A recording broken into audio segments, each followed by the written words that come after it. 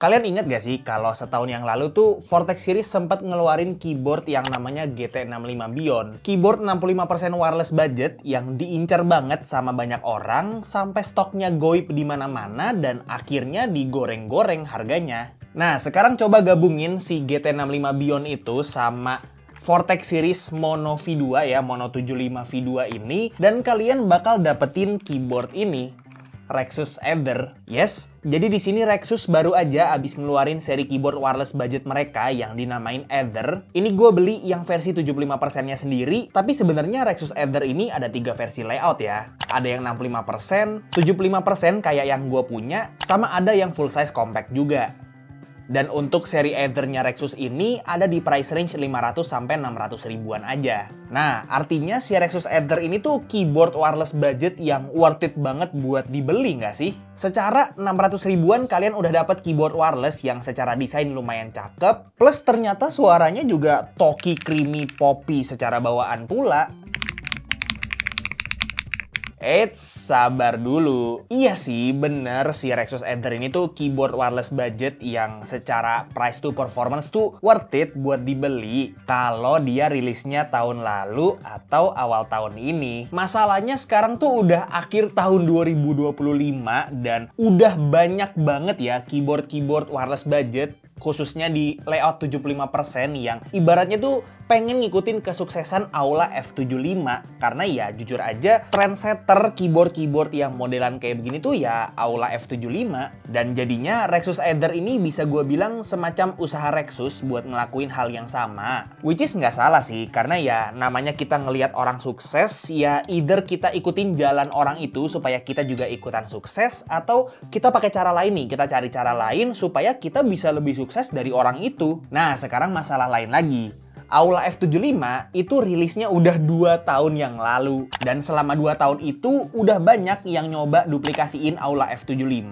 Dan menurut gua nggak ada yang bisa seberhasil Aula F75, apalagi ngelangkahin. Dan Rexus Aether ini bukan pengecualian sih. Karena balik lagi ke statement gua di awal video, keyboard ini tuh ibaratnya kayak kalau misalnya Vortex Series tuh mau ngegabungin si GT65 Bion sama yang mono, atau ya simpelnya ya Vortex Series Mono dibikin wireless dan ada knopnya ya, gue lupa nih. Ada knopnya. Bener-bener cuma itu aja selling point-nya. Lihat aja nih, kalau gue bandingin side by side sama Vortex Series Mono 75, mau dilihat dari sisi mana aja tuh desainnya hampir sama persis. Bahkan switch on off sama mode Windows Mac OS posisinya sama persis sama dummy yang ada di Mono 75. Bener-bener bedanya cuma si Aether ada knopnya aja. Ya bukan berarti gue bilang si keyboard Rexus Aether ini tuh keyboard yang nggak bagus ya. Karena buktinya Mono 75 aja tuh bisa gue bilang keyboard yang bagus untuk harganya. Sekarang pertanyaan gua, apakah kalian siap buat nambah duit yang lumayan banyak untuk dapetin fitur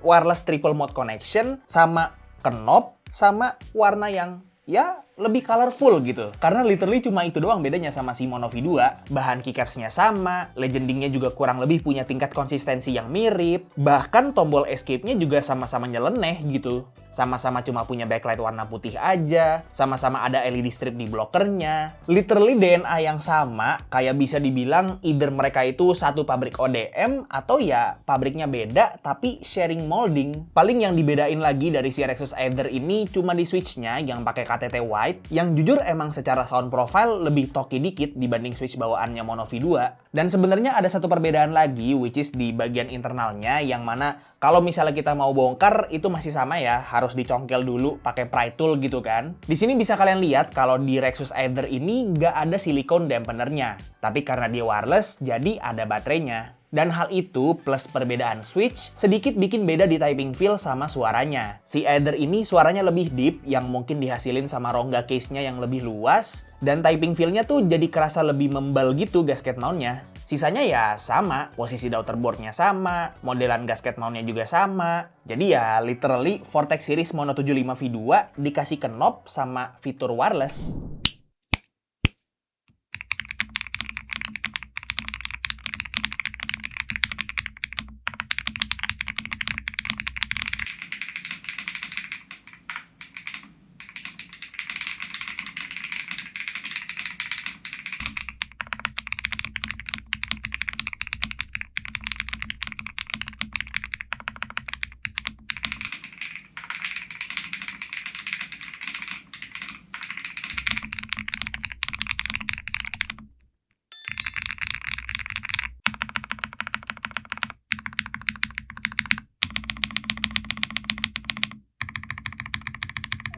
Oke, jadi si Rexus Aether ini kalau yang 75% kayak yang punya gua itu harganya ada di 649.000, kalau yang 65% ada di 599.000, dan yang full size compact ada di 699.000.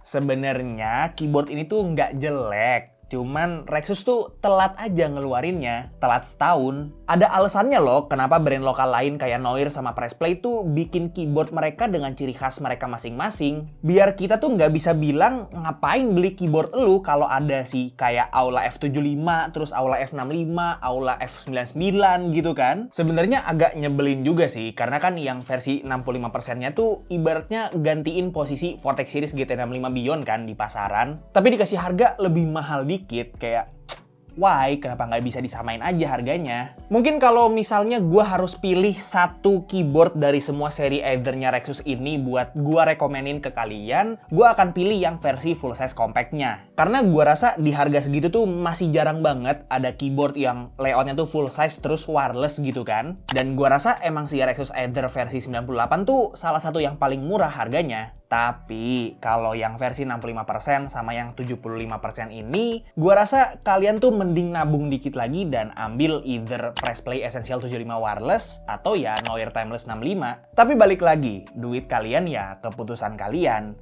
Kalau menurut kalian gimana soal si Rexus Aether ini?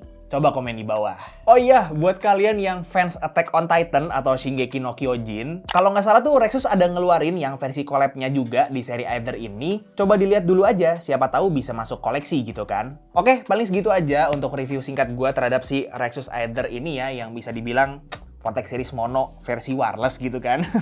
Link pembeliannya udah gue taruh di deskripsi di bawah, dan pastinya semoga video ini bermanfaat buat kalian semua. Like kalau kalian suka videonya, dislike kalau nggak suka, dan jangan lupa untuk subscribe supaya kalian nggak kelewatan video gue yang selanjutnya. Kita ketemu lagi di video selanjutnya. It's been by Tommy, and as always, peace out.